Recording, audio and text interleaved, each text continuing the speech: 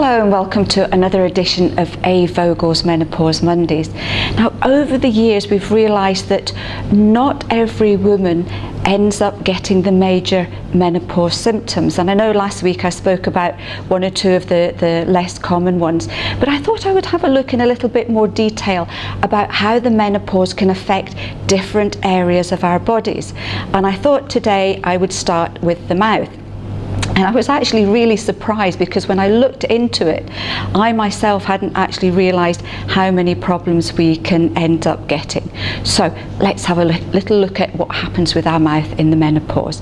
One of the main issues is falling estrogen tends to dry out all the mucous membranes in the body, and that would include the mouth, the nose, the eyes and the vagina as well. So a lot of women do find that their mouth starts to get a little bit drier. You might find that you're having more difficulty chewing or swallowing your food. You might find that everything gets a little bit drier in the mouth and you have to chew for a little bit longer before anything starts moving. You might find that when you're talking, your mouth starts to get a little bit drier as you're halfway through a conversation compared to what it was before. Now, just be aware of this one. I would say, first of all, if you're getting a dry mouth, is to go and get this checked out by your dentist, because it could be more to do with a blocked saliva duct rather than anything to do with the menopause. If you're also getting dry eyes as well, there is a condition called Solgryn Syndrome, which is a combination of dry eyes and dry mouth, and that does need looking at. So just get that checked out by your doctor as well. For general dryness of the mouth, there is a supplement called sea buckthorn oil, which can be really good for this, and it will also help if you're getting dry eyes and vaginal dryness and dry skin too. So it's a lovely menopause remedy for all the kind of dry symptoms. We can also get problems with our gums and our teeth. And a lot of women do find that their gums start to get very sensitive, they can start to bleed very easily when you brush them, and they can start to recede as well. And that's not good news for our teeth, which we need to take great care of all the time as well.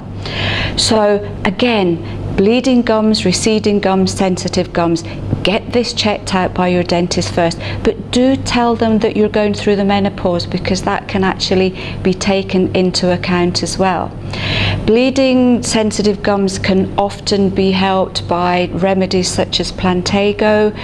Also check your toothpaste and mouthwashes, because the majority of toothpaste and mouthwashes come with a whole raft of chemicals, and these can really start to irritate your gums at this particular point as well. You can look for natural toothpaste containing echinacea or containing neem as well, and I'm sure your health food shop will have a whole raft of really lovely effective toothpaste that are full of natural goodness. Some women find that their teeth themselves start to get sore, or you can get really sore jaw as well. And again, if you just think, oh, my teeth actually feel as if they're getting a little bit loose, go and get this checked out by the dentist as well. It might be an idea too to take a good quality calcium and magnesium supplement as well, just to actually help to keep your teeth healthy and to keep them in place at this particular time as well. Now, there is another condition called burning mouth syndrome, and this can be very uncomfortable. It can just be a case of your mouth feels like it's on fire the whole time. This one can actually sometimes come and go, so you can get flare-ups. Burning mouth syndrome can be caused by a variety of factors. It could be nutritional deficiencies, and we all know that during the menopause your nutritional needs actually go sky high. So if this is happening to you, just have a look at your diet, have a look at any supplements that you might need to take as well. It can also be caused by stress. So if you find you get a lot of stress and anxiety, and if things are particularly bad, then your mouth flares up, then you know that there's a link with this particular situation. So dealing with the stress, if at all possible, would be a really good idea. It can be caused by anemia. Now, anemia is low iron, so if you are going through the perimenopause especially, and you're getting heavy periods or prolonged periods, or your periods are coming very, very close together, this can make you low in iron. So good idea, ask the doctor to check your iron levels, and you might find that just taking something as simple as a nice iron tonic can make all the difference here as well. It can also possibly be due to your thyroid as well, and unfortunately in the menopause we can get more sort of thyroid problems. Our thyroid can end up getting a little bit sluggish. So if you find that you're also getting continual fatigue, if you're getting low mood, if you're getting sleep problems, and your hair and your nails are also suffering as well, then this could be a sign that your thyroid is getting a little bit low, and in which case get this checked out by your doctor as well. So for burning tongue or burning mouth syndrome, look at your nutritional needs. A good multivit would possibly be a really good idea, and also just check as well your toothpaste and anything else that you're using for your mouth health. There is also a supplement called alpha lipoic acid, or ALA for short, that seems to work very well for this particular condition. So it's worth trying just to see if it will actually help your symptoms. There's also something called Geographical Tongue, which is quite a mouthful in itself. What happens here is that the actual repair and cell division of the tongue becomes impaired, and you can get big patches of different coloured skin on the tongue. You can get really deep grooves in the tongue, and it can be very, very painful and very sore.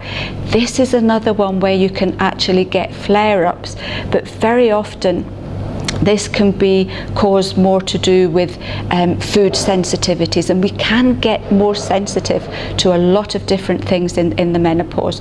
So especially spicy foods, citrus foods, caffeine and alcohol, these can all trigger flare-ups and make the tongue worse as well.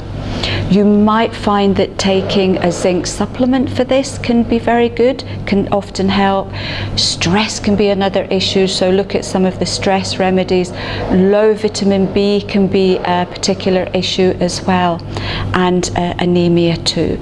So check all these situations, again the same as burning mouth syndrome, and check your toothpaste and your mouthwashes.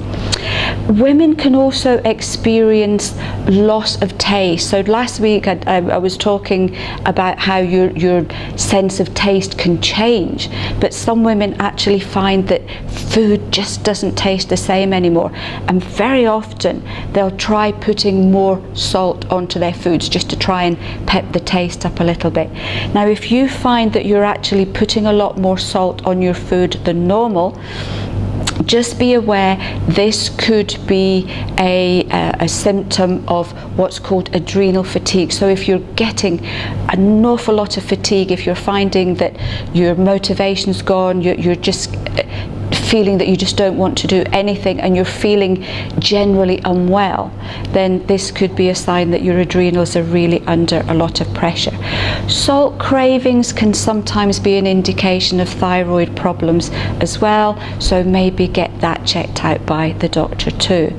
The other thing that can happen is that if you are getting lots of hot flushes and sweats, then you are actually losing a great deal of salt through the sweat glands, and it may just be a case of the fact that you're now low in salt generally.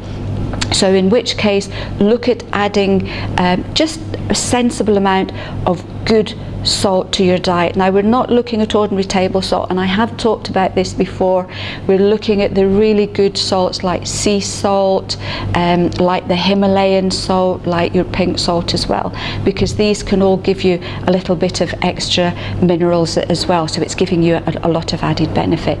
So I hope this has just given you a little bit of an idea of all the things that can happen to our mouths in the menopause. Now, if you have any questions on what I've talked about just now, or anything else as well, please do get in touch, and I'll look forward to seeing you next week for another edition of A. Vogel's Menopause Mondays.